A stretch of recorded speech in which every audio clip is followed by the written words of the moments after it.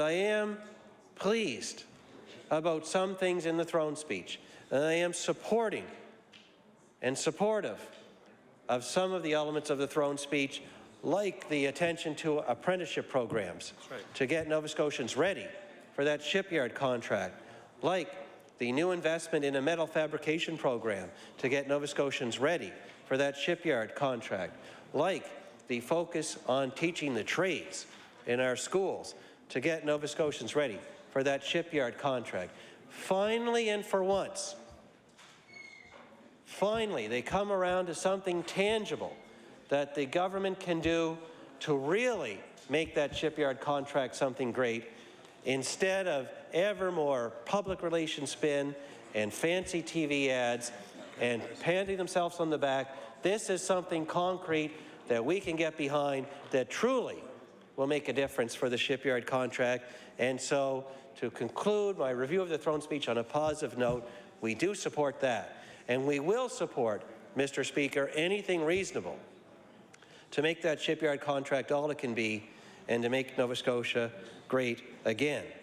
So in my final minute or two, Mr. Speaker, I just want to say that I want to thank, first and foremost, the people of Cumberland South, my constituents, who sent me here to represent them, who make all of this possible for all members of the House, who I would do anything for, as I know other members would do anything for their constituents, who deserve all the opportunities and all the best that the future can bring, who deserve to know that there is a way to make Cumberland South and all Nova Scotia great again, that there is a way to take the talents and the creativity and the uniqueness that's inherent in every Nova Scotian and unleash it and free it up so that each and every resident of our province can soar as high as they can go. That we'll get away from a version of government that believes it's their purpose to hold people down, to regiment, to compel, to regulate, to order, to spin, and get on to a government that believes the proper role is to invest in things like education and the trades, to help people who need special help to get all the way through to grade 12 and beyond, to free people up to soar as high as their talents and their ambition can take them. That is a better way forward.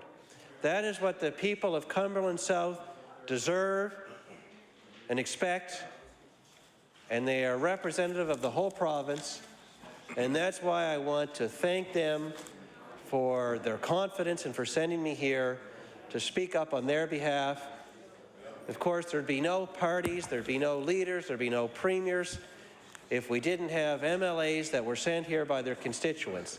And so we should always go back to that, Mr. Speaker, that it is because of them that all of this is possible. And it is for them that we stand in our place today and show all Nova Scotians that far from having a throne speech that is a work of fiction, that is more focused on manipulating public opinion, on fancy ads, on public relations, on spill, on outright laughable howlers, like they support education when they cut it, like Yarmouth is optimistic when they've kicked the legs out from under them, like they're investing in the economy when they're taking $743 out of each and every one of our pockets, like they're dealing with a financial problem when the Auditor General audited a surplus before they came in, like they're getting back to balance when they know full well that's where they started in the first place.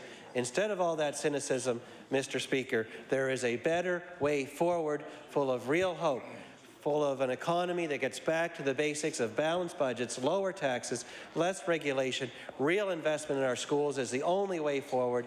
That is something that we will be debating throughout this session, Mr. Speaker, as our caucus does more than just criticize, and I know I've done my share today, but as we use this session of the House to bring forward real, meaningful legislation that talks about affordable power rates, lower taxes, less regulation, protecting our kids when they're in school and when they're out of school, and ensuring they have all the tools they need to get ahead in life. That is the better way forward that this cynical piece of fiction that the Legislative Library is going to need to find a place for in the fiction section can ever hope to talk about, and that is the difference, Mr. Speaker, that Nova Scotians are coming to see between the record of the NDP government and the better way forward that they so richly deserve. Thank you very much.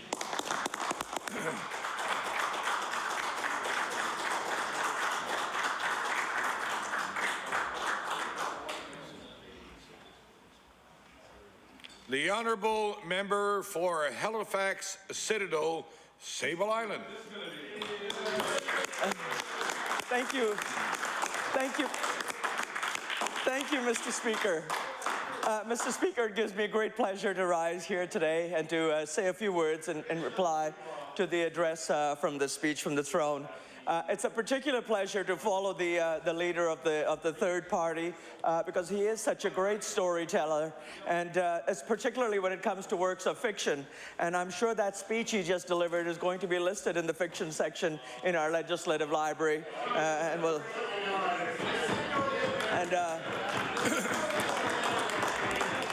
So I want to thank him for adding to the wonderful stories he's been telling us about the year, particularly his reinvention of the Tory period in government.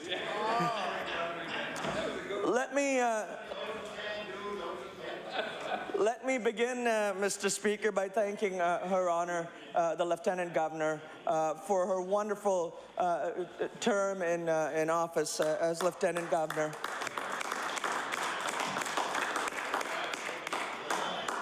I had the pleasure of knowing her, Mr. Speaker, before she took office, and her advocacy, her activism, particularly on human rights issues, particularly in regard to people who were on the margins, continued in her term in office. And in her term in office, she continued that wonderful work. She provided caring and compassionate service to our community, especially when it came to young people and young people on the margins of society.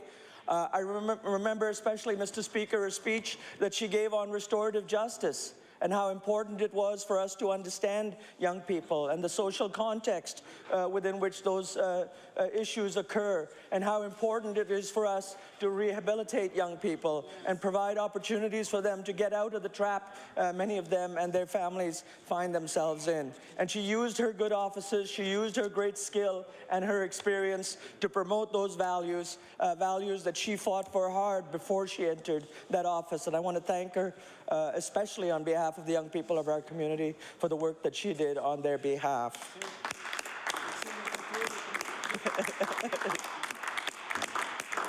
Mr. Speaker, I know that you're very proud of the fact that she is from Whitney Pier, and she herself is, but I want you to know that she has been a constituent of mine for a very long time, and I would also like to thank you for sharing her with us.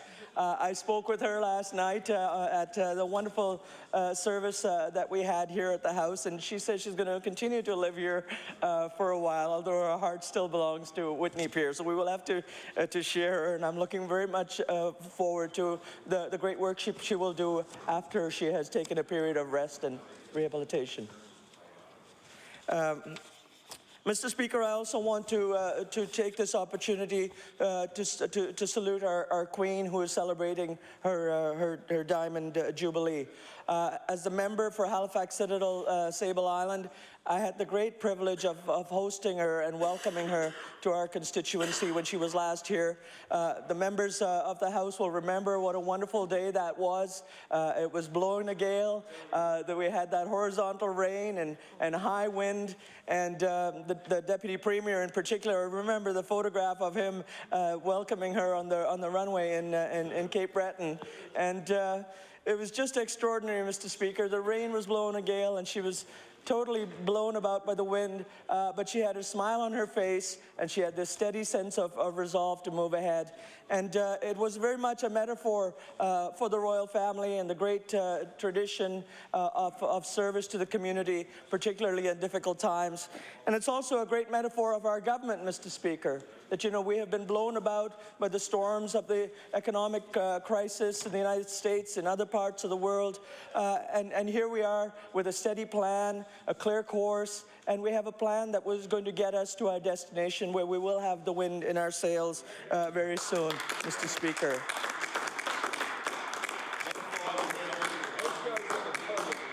I want to say, Mr. Speaker, also that it is a tradition to talk about the many people in our community who have gone and who are no longer with us. And the speech from the throne talks about Peter O'Coin and Murray Beck, two of my colleagues in the political science field.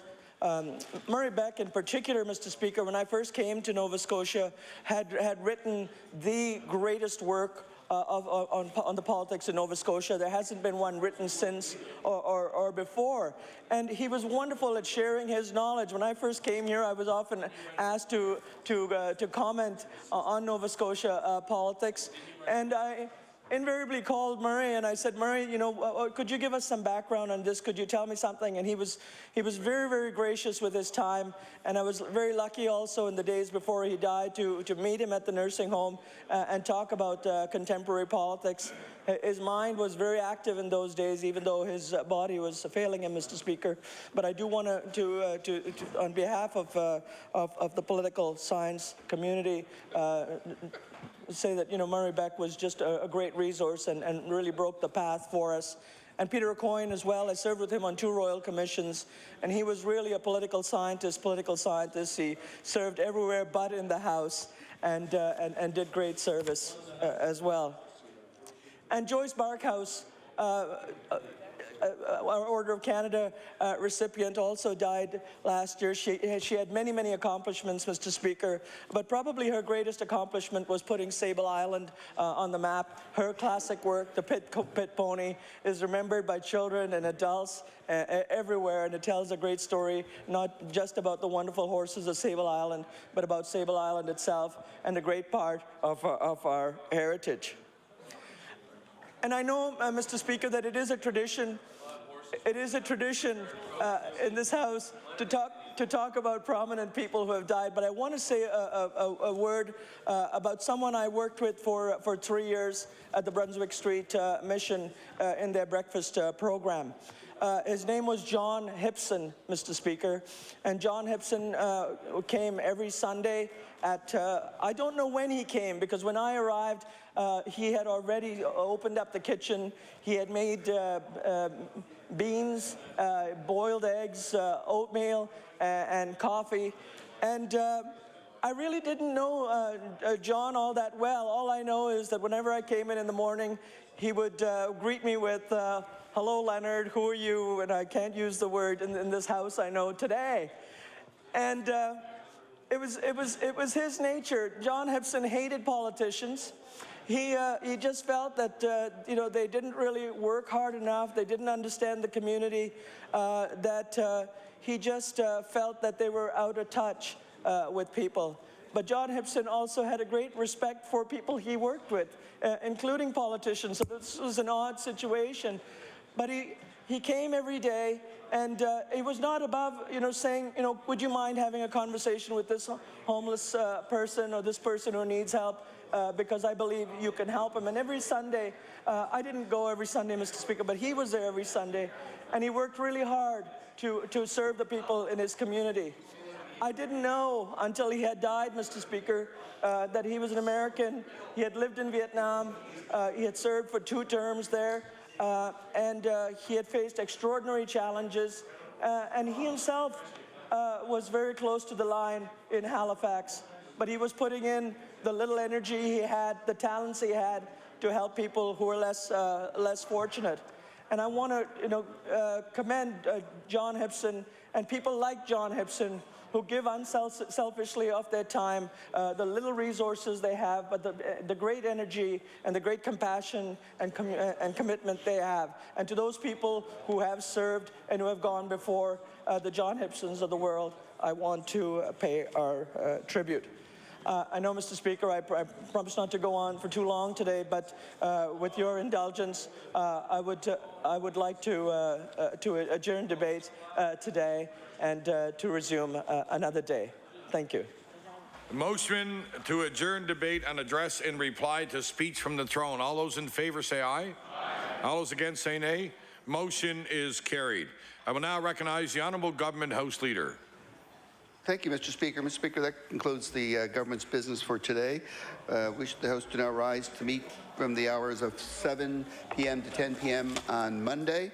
And after the daily routine, we will be calling Bill 1 and also doing address and reply to the speech from the throne. I wish the House to now rise, Mr. Speaker. The motion for adjournment has been made. All those in favor say aye.